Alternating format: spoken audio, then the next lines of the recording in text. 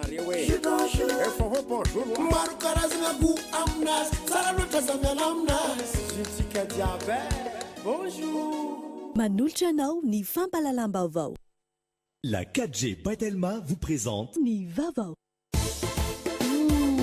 Sardine trésor. Sardine trésor. Amin'ilay tiako be. Manolotra anao ny fampalalam-baovao.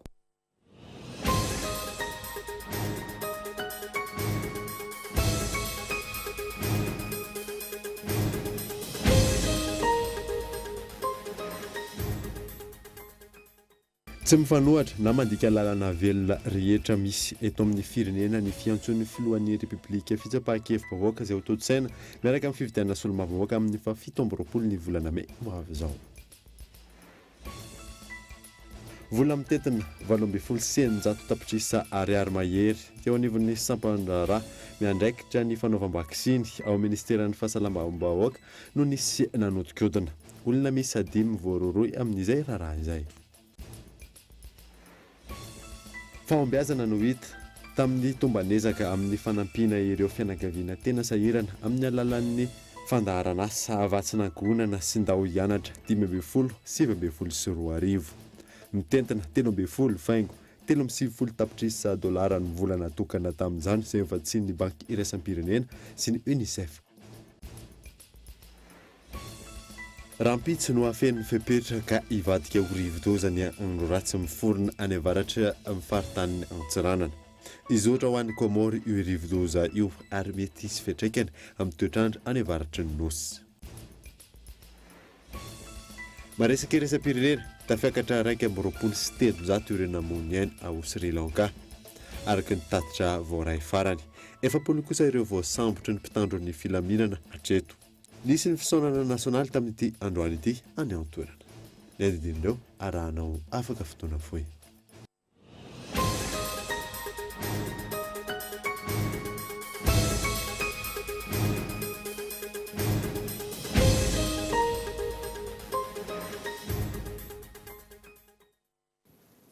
Salantra tompoko lasy tompoko vavy fotoana ny vaovao eto amin'ny Kolo TV ka manatsanao ary anaraka izany hatramin'ny farany.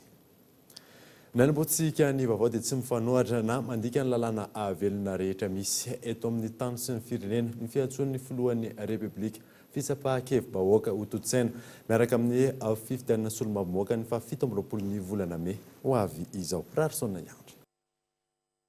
Manoloana ny resabe any anaty tambanjotra serasera ataondreo milaza fa tsy mifanaraka amin'ny lalàna ny fiantsona mifidy hiatrika fitsapan-kevi-bahoaka dia nanambara mazava amin'ny Prime Ministre androany fa mifanaraka amin'ny lalàna velona misy ato amin'ny tany Repoblika Madagasikara izany. Ny lampanorena tsika eto Madagasikara amin'izao fotoana izao jereo manokana ny fa raika amin'ny 10 dia mametraka mazava tsara fa raha anao ny référendum tsika constitutionnel dia manaraka tsara sy andariny mikasika an'izany zany gouvernement amin'izao fotoana izao.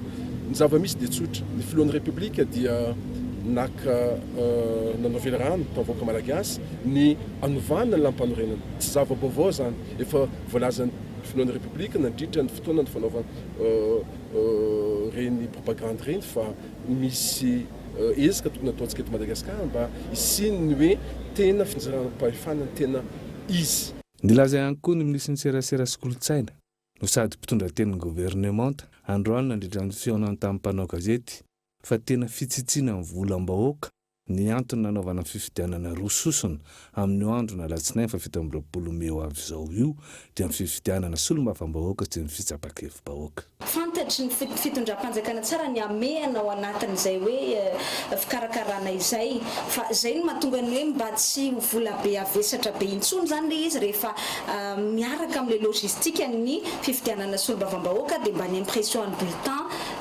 sy ny taratasy ilaina amin'izay hoe ao anatin'ny bureau fifidianana sy ny sisa zay sisa no ilaina zany ao anatin'izany fifidianana izany dia efa ao anatin'ny fanaovana an'izay tanteraka ny ministera misahana ny teti-bola efa voadinika atao anatin'ny filan-kevitry ny minisitra farany to zay ary dia mivoaka tsy ho ela aminareo ny mikasika an'izay fa tsy hisy olana akory zany ao anatin'ny famatsim-bola satria raha isan'ny fanjakana ny tanana ary efa prévu anatin'ny loi de finance izay resaka teti-bola amin'ny référendum izay. Efa tokony vaina ihany koa hoy ny ministry ny serasera sy kolontsaina ny fomba fandraisantsika amin'ny fanarahan-dalàna eto Madagasikara hampiala yaya tsy mitombona matetika. Ny olom-panjakana efa nisy lalana mipetraka angeny neutralité dia ina zany mahagaga amintsika zany ohatrany hoe efa misy lalana mipetraka eo fa tsika zany manana ayamana ndraiky ariva satria zatra an'ilay hoe tsy fanajana an'ilay lalana foana angambany hatramin'izay fa io nge raha manaja lalana daholo fotsiny olona rehetrarehetra dia mipetraka le tsy misy tsisy tokony débat mipetraka akory ary zany rehefa tia neutralité dia tia neutralité dia zay fa manjary lasa mipetraka ho azy le débat nefa tsy tokony hipetraka satria ny atsika ohatrany hoe katy ny lalàna azo antoka zao fa tsy ho ajaina io lalàna io zay kolotsaina izay no mila hovaina hoe maninona moa tsika raha mba manana kolotsaina indray hoe tia ny lalàna ajaina zao io lalàna io dia vita. Araky ny lalàna fehizoro 24 tsipika aotraotra valo 9/5 haharitra 3 andro ny faharetan'ny fampielezan-kevitra amin'ny fitsapan-kevi-bahoaka. Nambaran'ity mpitondra tenin'ny gouvernement ity hatrany nandritra ny fianantan'ny mpanao gazety fa fotoana tena ampy hanaovana adihevitra tsara izany fimpitoana nolazain'ny lalàna momba ny fitsapan-kevi-bahoaka izany izay endrika ihany koa fampisehoana ny fampanjakana marina ny demokrasia eto amintsika. Fatratra ny tanjona ary velim-panantenana ny vahoaka any an-toerana ony kandida isika rehetra miaraka amin'ny Andry Rajoelina ao amin'ny distrika ny Bealanana nandritry ny etsika fampahafantarana ny filatsahako fidinana tao Ambatoria. Fadinka eto Andriatsala. Tao amin'ny commune Ambatoria no ny fampitoana ny kandida solomavambahoaka sy ireo vahoaka avy amin'ny commune misy 12 ao amin'ny distrika ny Bealanana ny herinandro lasa teo. Etsika maro natao tamin'izany. Raha tsy ilaza fa tsy ny fifaninanana ara-panatanjahantena ho an'ny lehilahy sy ny vehivavy. Fety sy fampisehoana ny arahana tamin'ireo fikambanam-behivavy, fiaraha-mifaly sy misakafo ary omby misy 5 no nivonona tamin'izany. Tratra ny tanjona ny fampahafantarana ny vahoaka ny filatsahako fidiana. Tratra ny tanjona vahoaka maro tonga teto ary sambiresy lahatra amin'ny fiarahana fifanohanana indrindra ny fanohanana fitondrana miaraka amin'ny président Andry Rajoelina izay tsara soritana fa nitarika tamin'ny samaro nampandresy azy izay tato anivon'ny distrika ny Bealanana. Araka izany, velim-panantenana ny vahoaka ary resy lahatra fa iainga avy ny fotony araky ny etaetatrizay ny fampandrosoana. Ho vita ny lalana izay nampitaraina ny mponina, ho mora kokoa ny fahazoana sy ny fisitrahana fitsaboana ary tsy ho very anjara ireo tanora. Fangana voalohany zany ny lalana, faharoa magnaraka ny hôpitaly. Mampijaly zavatra regny satria zany efa reraka dia reraka hitako gn'olo marary viagny avy amin'ny ambanivohitra indesiny iakotra aminareo agny ville. Voalohany misaotra betsaka ny député nanome ny soma zay nataonay androany. Mampahery anazy koa zany zay amin'le firotsahany ho député. Ave zay zany tsy mangorohoro, tsy mavavavy anao agnazy isika ny farany. Dia mamaramparagna azy, misaotra anazy dia matoky zany zay fa tsy ho very anjara zany zay tanora amin'ny district ny Bealanana amin'ny resaka sport. Dia misaotra betsaka surtout Ambatoria Est. Efa miroso ny fametrahana fotodrafitrasa sy ny fanamboarana ny lalana any an-toerana amin'izao fotoana. Asa avy hatrany hoe ny filohan'ny Repoblika ary hita sy azo tsapahitanana zany any an-toerana. Antony mahavelom-bolo sy mahavelim-panantenana ny mponina izay mangetaeta fivoarana. Tsarambara eto efa velim-panantenana ny vahoaka amin'ny fanombohan'ny tetikasa izay efa hita soritra sahady ny fanamboaran-dalana izay ho atao eo an-tampon-tanànan'ny Bealanana, ny lalana Bealanana Ambatoria, ny fagnamboarana lemaka Mangidrano izay eo amin'ny tetikasa Padap, fagnamboarana ny tsenany Ambatoria Est izay isan'ny tsena ratsy sy mbola nisy fanamboarana hatrizay. Korofony vahoaka Bealanana fa mbola volona mandrakariva miaraka amin'ny président Andry Rajoelina hatramin'ny farany. Misa 4 ny kandida solomavambahoaka ao amin'ny distrika ny Bealanana ary laharana 7 ny kandida isika rehetra miaraka amin'ny Andry Rajoelina. Volahaingo Marie Thérèse mitoy hatrany ny fitetezana ireo commune misy 20 ao amin'ny distrika ho fampahafantarana ny filatsahako fidiana. Favola mitentina 12 sy 900 tapitrisa ariary mahery teo anivon'ny sampana miandraikitra ny fanaovam-bakisiny ao ministeran'ny fahasalamam-bahoaka no nisy nanodikodina. Olona misy 5 no voaroroy amin'izany. Henri Floreo. Vola mitentina 12 sy 900 tapitrisa ariary mahery teo anivon'ny ministera miandraikitra ny fanaovam-bakisiny na ny DPEV eo anivon'ny ministera ny fahasalamam-bahoaka ny voapirofo fa nisy nanodikodina. 10 ireo voaroroy ka anisan'izany ny talety teo aloha misana ny vaksiny teo anivon'ny ministera sy ny sekretera jeneraly teo aloha. Eo ihany koa ny tompotra ndraikitra ny sana ny tsena baro-panjakana ny PRMP miaraka amin'ilay lo olona tompony orinasa nazo ny tsena. Samy arahan'ny fitsarana maso akaiky avokoa izy ireo na sous contrôle judiciaire taoriany ny akarany raharatiny ny ovy ny fampanoavana ao amin'ny rantsampitsarana misana ny ady amin'ny kolikoly pak ny farany herinandro teo. Anisan'ny iayahina azy ireo araka ny loharanom-baovao an-trany, ny kiantrano an-trano sy ny faraparam-pahefana ary ny fanararaotana ny andraikitra ny ankinina taminy. Tsy aivana fa avy amin'ny mpamatsy vola antsoina hoe Gavi io vola be io ary tokony hividianana kojakoja fanolo amin'ny vata fampangatsiahana vaksiny teo anivon'ny DPEV ao amin'ny ministera ny fahasalamam-bahoaka. Lasa norinasa iray tantanan'ny loholona no santim-pandrarany ny tsena momba izany ary izao nisy onona kolikoly sy fanokodiana mbola mpanjakana izao. Mbola mitoy ny famotorana Antoine Paka amin'ity raharaha ity fa tsy janona treo ihany raha ny fanampim-baovao voaray. Ho tanterina aminao eto amin'ny fahampalalam-baovao ny Kolo TV FM matrany ny fivoarany fanadiadina. Fahombiazana no hita tamin'ny tombanezaka amin'ny fanampiana ireo fianakaviana tena sahirana amin'ny alalan'ny fandaharana asa vatsinangonana sy ndao hianatra 5 sy 7 mitentina 13.7 tapitrisa $, volana tokana ho amin'ny izany izay vatsiny banky iraisam-pirenena sy ny UNICEF Fezora Valy. Famatsim-bola 1.5 tapitrisa $, avy amin'ny banky iraisam-pirenena ary 2.7 tapitrisa $, avy amin'ny UNICEF izay tetebola natokana ho fanampiana ara-tsosialy ny ankohonana tena sahirana any amin'ny faritra maro manery anan'i Madagasikara ho an'ny taona 2022 sy 2023. Fantatra amin'ny hoe vantsinankonana izany fa eo ihany koa ny tetikasa vola atakaloasy na argent contre travail productif izay vatsiny banky iraisam-pirenena vola famatsina mitentina 4.7 tapitrisa $. Tanjona amin'ireo tetikasa ireo ny anampiana tosika ireo olona tena sahirana ara-pivelomana raha ny fanazavana. Mamme vola eo ihany fa iny tsy hisy fetraikany mihitsy iny tsy hisy zavatra soa ho voaray raha tsy misy karazana asa sy fanamorana zavatra maro isan-karazany omenan'ireo olona ireo. Ohatra zany hoe fampianarana ho an'ny fambolena, ohatra hoe fanamorana ny ahazahoan'ireo ny taratasy ny ankizy vao teraka, fampianarana azy ny lafin'ny fahasalamana, ny fahadiovana, ny fomba fambolena. Vola ny raisiny dia fampianarana azy ihany koa eo amin'ny fanaovana tahiry, fampitomboana, fampiasam-bola mba misy fiompiana kely, mba misy asa tanana kely, mba misy fambolena izay ampidi-bola ho an'ilay fianakaviana. Fahombiazana no hita tamin'ny tombanezaka natao raha ny fanazavana trany mbola vonina ny hanamafy ny fiaraha-miasan'i Madagasikara ankilana ireo mpiara-miombonantoka.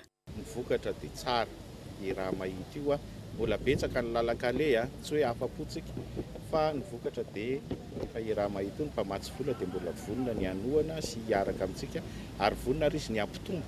Misy manko le amin'ny teny anglisy moa filaza azy hoe cash plus, zany hoe akoatran'le fanomezana vola hoy iaho misy zavatra be dia be manodidina azy tena vonina mihitsy izy ny hiara-iasa amintsika eo amin'ny fanatsarana ny fampianarana, eo amin'ny fanomezana traikefan'ireo olona mpahazo tombotsoa ireo indrindra reny mpianakaviana, fanofanana azy mba ho matoky tena, mba ho manana fahalalana sy traikefa tsara eo fitantanana ny vola ao an-tokantrano. 7.3 ireo ankohonana misitraka ny vatsinankohonana izay fanampiana fivelomana ho an'ny fianakaviana tena sahirana mananjanaka 12 taona no midiny. 9 ariary isaky ny 2 volana ny fanampiana omena azy ireo. Distrika 7 manerana ny nosy no misitraka izany izay ahitana kominina 7.50 ary fokontany 9.20 sy 400. Ho an'ny fandaharana asa letsilerne kosa ireo ankizy avy amin'ny fianakaviana misitraka ny vatsinankohonana no mahazo vatsim-pianarana R1 isam-bolana ho an'ireo ankizy eny amin'ny ambaratonga faharoa, R2 mandavataona kosa ho an'ireo mpianatra anala CEPE sy PEPC. Ankizy 4 isam-pianakaviana izay misitraka ny vatsinankohonana no misitraka ity vatsim-pianarana ity. Totosaina eto amintsika manomboka androany ihany koa ankoatra izay hatramin'ny 4 aprily izao ny fionan'ireo mpiseh hatramin'ny famatsim-bola ny fiahiana ara-tsosialy eto Afrika andiany 5. Fa mbola ambany ny tany tantsaha mahazo fampindramam-bola amin'ny banky samihafa eto Madagasikara. Ny tsy fahafahana mamerina ny vola ao anatin'ny feim-potoana avoavaritra sy ny tsy fananan'ireo tantsaha antoka no sakana amin'izany ongy fanazavana Ivry. 3 hatramin'ny 400 ny tantsaha sy ireo sokajin'olona marefo no mahafeno ny fepetra ahazona fampindramam-bola avy amin'ny banky eto Madagasikara. Ampitomboana satsarainy izany manomboka izao ka olona misy 5,000 no ezahana azo fampindramam-bola anatin'ny 5 taona. Araka ny tetikasa ny iarahany fikambanana ho ampy fampiroboroboana ny orinasa eto Madagasikara sy banky iray. Ahafahana manatratra an'izay aloha izany dia hiara-iasa bebe koa amin'ireo mpanjifa izany izay indrindra moa izany ilay tantsarak' ilay nresana teo dia anatona zareo anontany izay tena filany amin'ny findramam-bola ary koa izay akoatra ny findramam-bola dia manome fampiofanana ho an'ny zareo hanatsarana ny asa ataony sy ahafahana mivelatra amin'ny zavatra ataony. Isan'ny zavatra anankiray ingeza koa izay fampiofanana izay. Tanjon'ny tetikasa ihany koa ny hanohan'ireo fianakaviana marefo ara-pivelomana amin'ny fampiroboroboana ny asan'izy ireo, indrindra ny vehivavy izay mahatratra ny 700 isan-jato ny mpanjifa sy ny fampitomboana ny tahany malagasy manana akaonty amin'ny banky izay mbola mandidina ny 5 isan-jato. Fa sehatra miisa 5 samihafa no ifantohan'ny fiara-miasan'ny firenena malagasy sy japonais. Raha ny fanazavany ny oentin'ny masivoan'ny firenena japonais izay miasa eto Madagasikara mifameno ny toe-karena malagasy sy ny toe-karena japonais. Mampiona Rakotorso. Mivelatra amina sehatra miisa 5 mazava ny fiara-miasa eo amin'ny Madagasikara sy Japon. Misongadina amin'izany ny fifanarana eo amin'ny lafiny ara-toe-karena sy ny fampandrosoana. Ho an'ny taona 2024 mahatratra $3.4 ny famatsiam-bola tetikasa ho fampandrosoana ny toe-karena sy sosialy. Tafiditra anatin'izany ny fiahina ny fahasalamandreny sy ny zaza. Eo ihany koa ny toana eo amin'ny lafiny ara-tsakafo ho an'ny faritra atsimon'ny Madagasikara, Antananarivo ary Toamasina. Tetikasa sanotarian'ny PAM ary nazahoana famatsiam-bola $2 avy amin'ny japonais. Namatsy vola ny fampitaovana ny rafitra misana ny fifidianana ihany koa ny japonais ny taona 2024. Mitetina $3 sy $2 ny vola nomen'izy ireo izay notantana ny CENI. Nandray anjara tamin'ny fampitaovana ny Bianco ihany koa izy ireo. Famatsiana mitentina $7 sy $2. Ny faefatra ny fanampina n'ireo vondrona iraisam-pirenena amin'ny fiarovana ny maha-olona amin'ny alalan'ny FAO, OMS, PNUD, UNICEF ary ny maro hafa izay mitentina $4 ho an'ny taona 2022 sy 2022. Mitentina $2 kosa ho an'ireo tetikasa eo andalam-panatanterahana. Sehatra fahadimy farany iompana ny fiara-miasa kosa ny fanomezana maro samihafa atao amin'ireo tetikasa madinika mandray anjara amin'ny fiarovana ny maha-olona izay mitentina €4. Mifameno ary mifampiankina ny toe-karena japonais sy Madagasikara hoy ny masoivo japonais monina sy miasa eto Madagasikara. L'économie malgache et l'économie japonaise sont complémentaires. Mifameno ny toe-karena malagasy sy ny toe-karena japonais. Noho izany, manana andraikitra ifampizara isika. Tokony ifampizara tombontsoa ny andaniny sy ny ankilany. Izay no antony mahatonga anay manatanteraka ny tetikasa piara-miasa tahaka izao.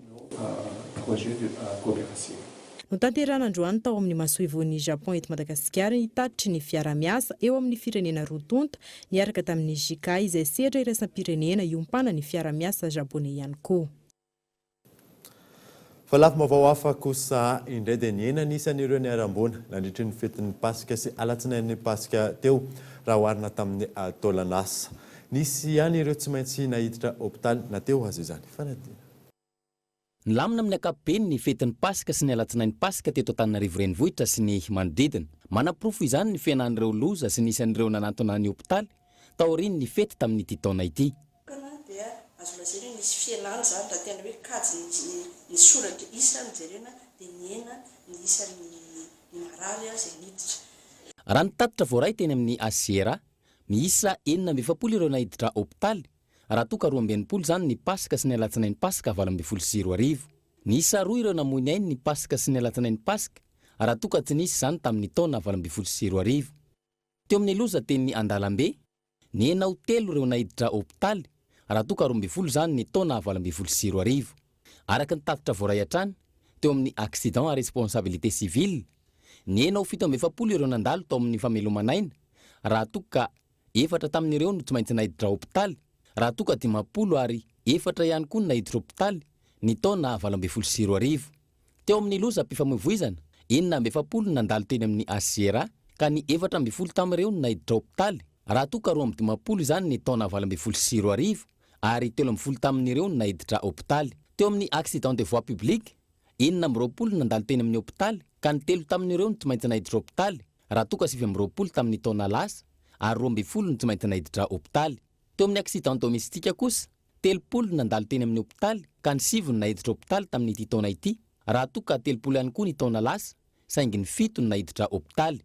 Ankoatra ireo loza ireo 7 nandalo teny amin'ny hôpitaly ka ny 20 no nahiditra hôpitaly raha 7 zany ny taona lasa. Ny ena io ta io raha oharina amin'ny fetin'ny Pasika sy ny alatsinain'ny Pasika ny taona 2024 izay nahitana 700 ka ny 20 tamin'ireo no tsy maintsy nahiditra hôpitaly raha toka 700 tamin'ity taona ity ka ny 7 no nahiditra hôpitaly. Intoxication ny réanimation médicale sy ny toxicologie clinique zany dia nisy olona 20 ireny olona nandalo teo ary ny 4 ny voately nitazomina. Tamin'ireo tokoa dia nisy fa vitsy kosa ny ohatra tamin'ny teo aloha zany vitsivitsy ny intoxication alcoolique zany anankiroa ny famoron-tena nisy anankiroa nisy roa zany nomaly zany io fa tamin'ny Pâques zany nisy roa sy anankiefatra fa dia ny intoxication alimentaire zany hoe efa niraisina tanana moa zany fa anankiroa ihany no omaly no nisy. Ny filazantsika azy moa hoe fanabozena sakafo mihinana sakafo na iahina zany dia fatsina mihinana zany fa afaka nanefa nodisona tsara izy io. Raha nitatitra voaray teo anivon'ny mpitandro filaminana miisa 17 ireo lozam-pifamoivoizana voaray na tratra 570 kosa ny tranga na alatra. Ankoatra ireo ny fandikan-dalàna samihafa ohatra amin'izany ny fisolokiana anarana sy asa, fisandohana andraikitra, fitsaram-bahoaka izay voasakan'ny mpitandro filaminana. Tonga eto amin'ny fotoanany dokavarotra isika aorianan'izay ny atantsika mahakasika an'ireo héroïne 70 kilao tratra tao Tomasina. Eo ihany koa ny tsy fandriam-pahalemana any amin'ny faritry Pekily. Rehefa avy eo ary.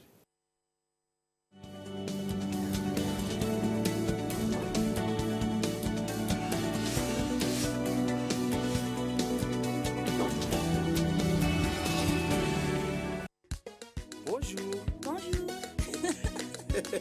Petit miss fanala eta watika tap na lebe na zaza. Je suis en poudre en sachet, dans riche en vitamine C. Bonjour. Bonjour. Bonjour. Bonjour. Bonjour. Mampatanzaka zem suta samba samba cha. Bonjour. Bonjour na rewe. Bonjour. Efo bonjour. Maru karazina gu amnas, sara lota zamana amnas. Je tika diabète. Bonjour. Tu crois qu'elle est comment la vache qui fait du kiri? Elle est toute carrée comme le kiri. Ou alors elle est rallongée pour faire plus de boulets. Moi je crois qu'elle a un masque et une cape bleue. C'est une vache super-héros en fait. Trop bon. Du lait, de la crème et plein d'imagination. Kiri, kiri, kiri. Accord de crédit, alors que tu étais encore en pleine conversation, pas de panique. Quand il n'y en a plus, il y en a encore. Avec SOS Crédit, Telma te dépanne gratuitement en crédit. Et la grande nouveauté, avec SOS Offre, Telma te dépanne aussi gratuitement sur tes offres préférées Yellow, Moore, First Premium et Telmanet. Tape vite le dièse 111 étoile 3 dièse.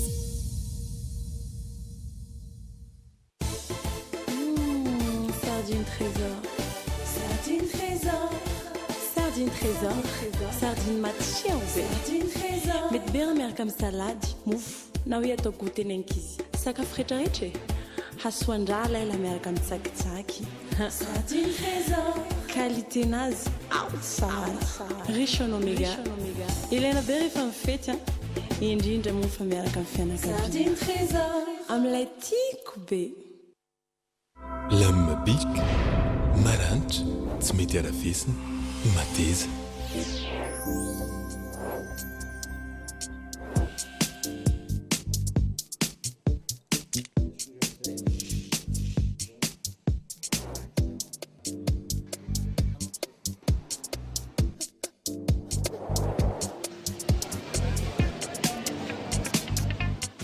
Bic, isanandro.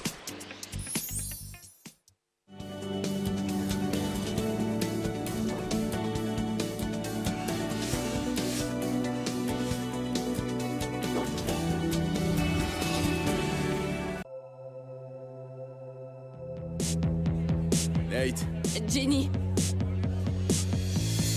Quel contact visuel intense et interminable. On va aller voir ailleurs. Ouais. On était ensemble depuis 9 ans. Je pensais qu'on pourrait tout surmonter. Jusqu'au jour où... Je viens de décrocher un poste à San Francisco. J'ai l'impression qu'on doit vivre nos propres vies.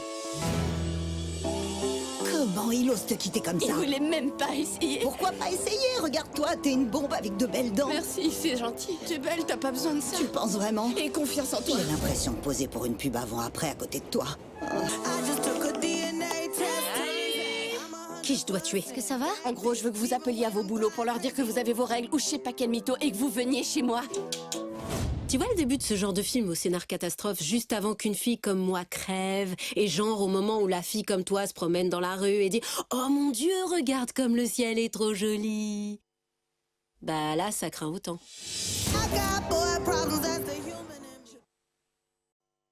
Verneto amin'ny fampalalam-baovao isika nanisantsika ny vaovao dia rongony-bazaha efapolo kilao no tratra ny polisy tao Tomasina Omaly teratany afrikanina 5 no nitondra ireo héroïne ireo taorina ny fifaninjehana tafatsoaka ireo vahiny ireo ary efa mandeha ny fanadidina ankehitriny miantarandriana Omaly tokony ho tamin'ireo ora tolakandro natratrarana rongony mahery vaika na héroïne efapolo kilao tany Tomasina. Teratany afrikanina 5 lahy no nitondra azy ireo niainga tao Sainte-Marie Omaly tokony ho tamin'ny 10 ora maraina ary niazo any Mahambo tamin'ny alalan'ny sambo kely El Condor. Maraina trano no tsenaina fiara tsy mataho-dalana marika Range Rover miloko volombatolalaka na gris ity fiara manana laharana 2 ity. Teo nivon'ny ladoany any an-toerana no nampilaza ny FIP na ny force d'intervention de la police Ambalamanasy. Tany amin'ny lalankely nivoahana nantserana ampasika any an-toerana kosa no tratra ireo rongony ireo raha toa ka tafatsoaka ireo teratany afrikanina nitondra azy. Tetimbidy 4 miliara ariary ireto rongony tratra ireto raha ny fanazavana. Tanaty valizy no nisiny zany ary tanaty finosana mitsinjara raikilao avy. Mitoy ny fanadihadiana sy ny fikaroana ireo tompon'antoka amin'ity raharaha ankehitriny. Famandry tsy lavoloha ankehitriny ny vahoaka ao amin'ny faritra Bekily amin'ny faritra atsimon'ny nosy ankehitriny manjaka tanteraka ny asan-dahalo any an-toerana indrindra fa ny alatromby ka anaovan'ny vahoaka Antsoavo amin'ny zany Henri Florio. Omby mahery 200 no lasa nidahalo ny faran'ny herinandro teo tamin'ny amin'ny faritra atsimon'ny nosy ao amin'ny faritra Bekily. Na eo zany fisian'ny mpitandro filaminana any an-toerana tsy maharaka nefa izany kanaovany ireo mponina Antsoavo ny mba hametrana ny force d'intervention any an-toerana araka ny tafa ny fanaovany tamin'ny solon-tenany izy ireo. Fa nangataka ihany teo amin'le force d'intervention fa ny mpitandro filaminana aminay dia tena manao ny ainy tsy ho zavatra. Efa nangataka hoe tsy ampy ny fitaovana ny fiara zay tokony hoentina nanjana ny asan-dahalo dia mba jereo akaiky monsieur le président fa zahay io dia fa anisany nangataka le force d'intervention mba hanafaingana ny fanenjana ny asan-dahalo. Hojerenao akaiky monsieur le président io districtny Bekily fa tena mijaly tena tsy tafandrimandry mihitsy ny olona amin'le resaka asan-dahalo amintsika amin'ny resaka zao. Miandrandra filaminana araka izany ireo vahoaka amin'ny faritra atsimon'ny nosy indrindra fa ny ao Bekily mba hafahana mampandroso ny faritra iny eo ihany koa ahafahany vahoaka miaina. Fa raha ampitso no afeny fepetraka ivadika ho rivodozany andro ratsy miforona any avaratra faritanin'ny Antsiranana. Izotra ho an'ny Komoro io rivodoza io ary mety isy fetraikany amin'ny toetry ny andro any avaratry ny nosy. Fanadadiny Fezora Faly.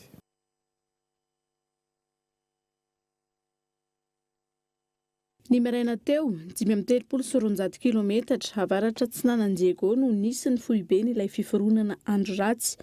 Vinavinaina feno fepetraka ivadika ho rivodoza andro any alina na raha pitsy farafatarana io andro ratsy io. Mizotra mianandrefana makany amin'ny nosy Komoro zany raha ny fanazavana. Dia mikisaka tsy moramora mamakivaky aty amin'ny nosy Ravavy aty amin'ny Komoro aty moa zany zao no eritreretina ho lalovany zany.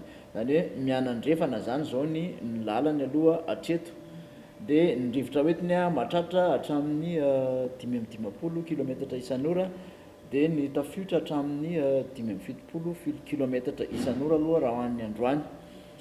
Dia mikasika ny fiantraikany amin'ny toetrandro aty Madagasikara indray dia hoan'ny androany manokana dia somary azo rotsakorana betsabetsaka ny apateliny avaratry ny nosy iny zany vokatry ny fisian'ny rambony ity ataontsika hoe rivodozan'ny fonany an-dranomasina ity dia fa raha hoan'ny akoatran'izay dia tsisy fiatraikany. Androany zany izy no misy fiatraikany aty amin'ny fahatelony avaratra, zany hoe mahazo oram-betsaka ty avaratra aty dia mihena zay rapitsy satria izy mihamana lavitra.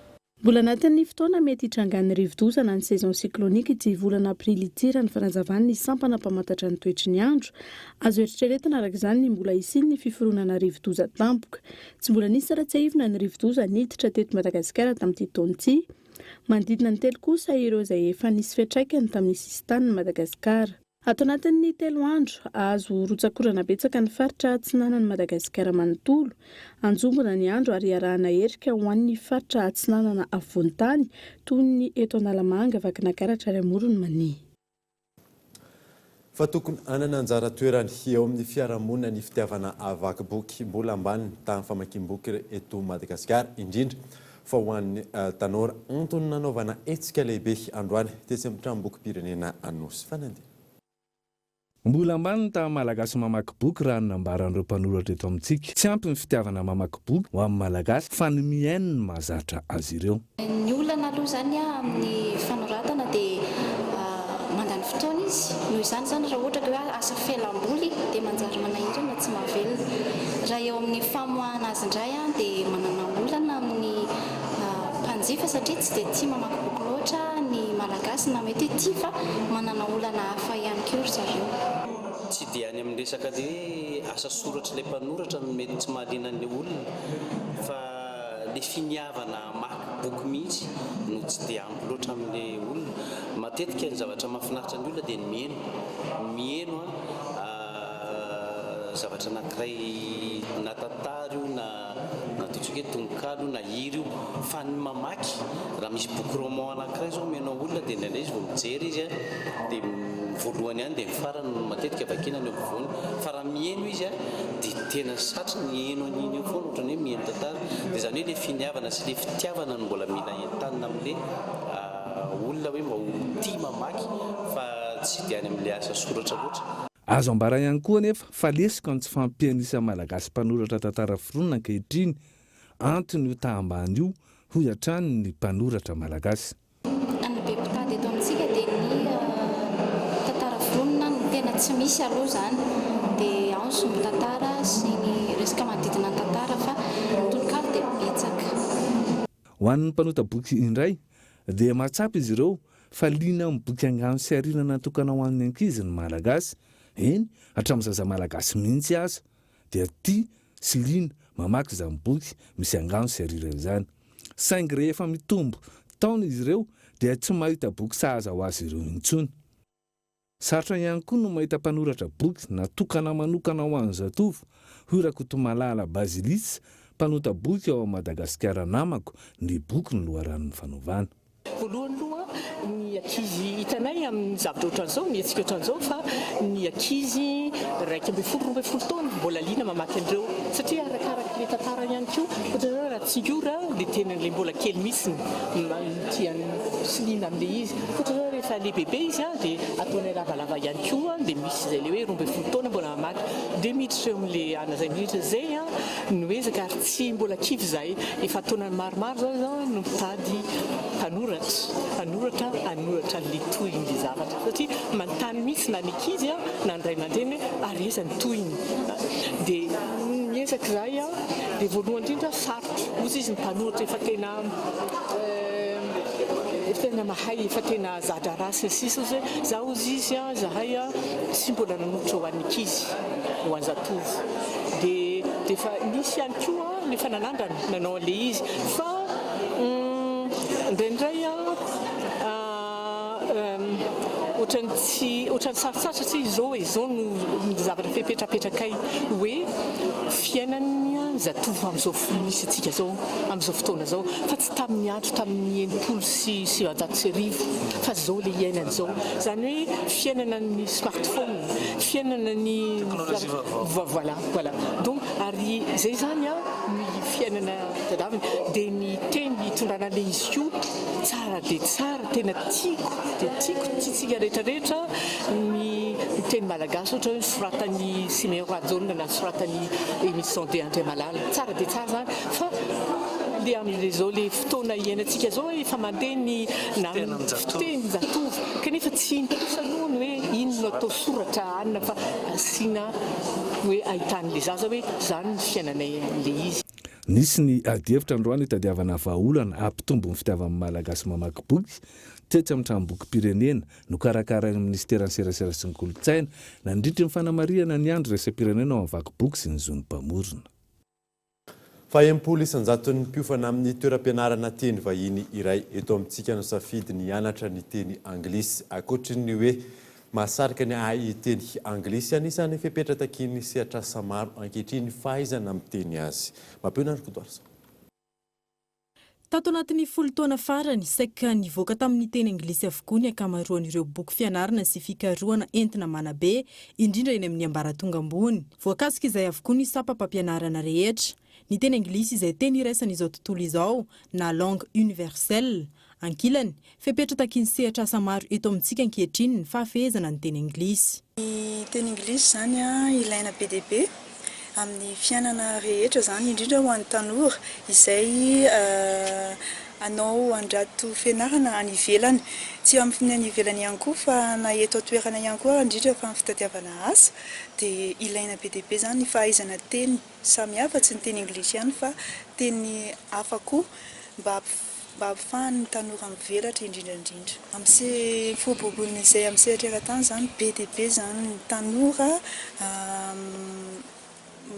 tiako kokoa ny teny samihafa teny anglisy indrindrandrindra. Mahaliana tanora maro eto amintsika amin'izao fotoana izao ny fianarana teny anglisy mihoatra amin'ireo fiteny vahiny hafa.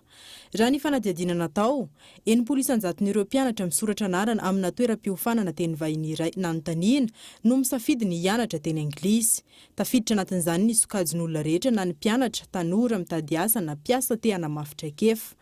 Androany 13 aprily no ankalazaina ny andro ny teny anglisy. Lafo vaovao hafa tanteraka kosa indray dia ny fiarovana ny zon'ireo mpitady asa no laharam-pahamehana ho an'ireo ivotorana mpanelanelana olona mitady asa sy ireo mpitady sy mpanampy atrano. Izay nambaran'ny tompon'andraikitra iray izay nanaovana fanadidina. Arahoariny antsipiriny izay. Mihabetsaka ireo mpisehatra toy ny olona na ivotoerana mpanelanelana ny mpitady mpiasa an-trano sy ireo tanora mitady asa eny anivon'ny fiarahamonina. Ho an'ny ivotoerana natonina, misy ny fanomanana mialoso ny fanofanana ireo olona alohany hiatrehany ny asa an-trano. Ankoatr'izay, manana ny fepetra raisina ny ivotoerana raha toka sendra olana ireny ankizy ireny. Fa efa apetraka tsara dia mialeto hoe raha misy le olana tojo ao anatin'le olana izy dia mampandrehanay avy hatrany izy. Dia manantona anay eto izy na tonga dia ny fianakavian'le mpanampy mety manantona eto aloha dia mihaino izay hoe inona le olana dia avy eo ampanatsoana ny mpampiasa ampanatsoana le mpanampy dia tonga eto izy manazava n'le olana avy eo. Dia arakarak'izay kaza izany ahafahana hitondra anazy amin'izay hoe mety ho tafiditra amin'ny resaka ho any mpitandro filaminana ve satria raha misy fanolalana ka tena tratra le izay zavatra izay dia tsy maintsy miditra amin'izay prosedura izay zahay. Ankilany, tsy ny rehetra no resy lahatra amin'ny fisian'ireny ivotoeran'ireny.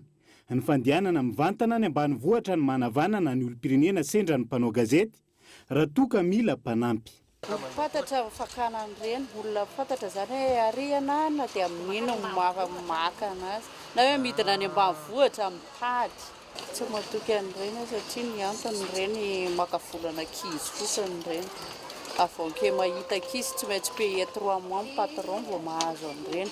Nefa le ankizy après tsy fantatra mahay asa sa tsy mahay asa, mahendra maditra, dia avy eo nefa ny ankizy tsy tamana dia engagement 3 mois tsy maintsy mijanona nefa ankizy efa tsy tamana. Mpampiasa zany ohatrany hoe tenen'le agence hoe izay mila ankizy. Dia l'agence zany ohatrany hoe maka ny karaman'le ankizy iray volana mihitsy ny aloha dia iray volana le ankizy aloha tsy mandray karama. Any amin'ny agence aloha. Dia après amin'iny amin'izay vao le patron manome an'le karama nefa le patron io koa nefa ny avy eo manao toetra tsy zakan'le ankizy dia lasa tsy azo ny karama lazainy fa hoe mangalatra lazainy fa zao tsy arakaraky ny eritreretin'le ankizy. Dia matetika nefa le ankizy tratran'io zavatra io le ankizy avy any ambanivohitra ireny tsy mahalala n'inona ireny. Manao publicité fotsiny izy nefa ny aveo tsy arakaraky ny eritreretin'le ankizy akory zany le zavatra miseho atao le agence le ankizy tonga mitaraina hoe zay tsisy asa zay ohatr'izao dia tonga ao amin'izay le ankizy a dia teneny hoe misy asa ary ohatr'izao ny asa ataonareo ohatr'izao ny karama tonga eo amin'izay nefa le patron maka anazy a dia tonga any amin'ny asany any amin'izay mijaly be le ankizy ny karama tsy omena fa hoe efa lasan'ny agence. Raha ho an'ny ivitoerana mpanelanelany ireo mpitady piasa sy ireo olona mitady mpanampy any an-trano, ireo avy any ambanivohitra fianaran-tsoa Ambositra Ritaso no betsaka mitady asa ao amin'izy ireo. Ankoatr'izay, maro amin'ireo ivitoerana miorina etsy sy erony tsy manara-dalàna raha ny fanadihadiana. Antony mety hanara-tsendrika ireo ivitoerana izay miorina ara-dalàna sy miezaka manaraka ny fenitra takihany sehatra asan'izy ireo. Manodidina ny 4,000 ariary hatramin'ny 7,000 ariary amin'ny ankapobeny ny karama amin'ny mpanampy an-trano eto an-drenivohitra ho an'ny tokantrano iray manana fahafahana. Fatafiakatra 2,7 ireo namony ainy any Sri Lanka araky ny tatitra voaray farany. 7 kosa ireo ny samboriny mpitandro ny filaminana hatreto. Nisy ny fisaonana nasionaly tamin'ity androany ity. Fanadino amin'ny sariny France 24. Andro ny fisaonana nasionaly androany ao Sri Lanka. Nanomboka ny maraina no efa maro ireo mponina nandrehatra labozia sy ny tafy lamba fotsy ho fanamarian'izany. Nisy ny fotoam-pivavahana samihafa manoloana ny fanafian'ny tranga omaly ity fisaonana ity. Mitombatra ny isan'ireo namoiny nandritra izay araka ny tatitra farany. Tafiakatra 1,7 ireo fantatra fa maty, maherin'ny 500 ireo maratra. Nanambara ny mpitandro ny filaminana fa olona 7 izao no samborina sy hanaovana fanadihadiana mikasika ity raharaha ity. Androany, nanambara ny fivondronan'ny Eta Islamika fa izy ireo no tompon'antoka tamin'ny fanafiana. État d'urgence ny any an-toerana ankehitriny misy manoloana io ny couvre-feu na ny tsy fahafahana mivoaka ny alina mba ahafahany mpitandro ny filaminana manamora ny fanadihadiana atao sy ifehezana ny fandriampahalemana indrindra mandritra nyity andro ny fisaonana ity. Azo vola mitentina 500 ka hatramin'ny 5,000 euro ankilany avy amin'ny gouvernemanta ireo fianakaviana trapahoriana. Izay mamarina vaovao tamin'ity alina ity soranao nanaraka izany sabana fampalana vaovao mamy fotoananao rapitso amin'ny ray ora. Soafa tsara tolto.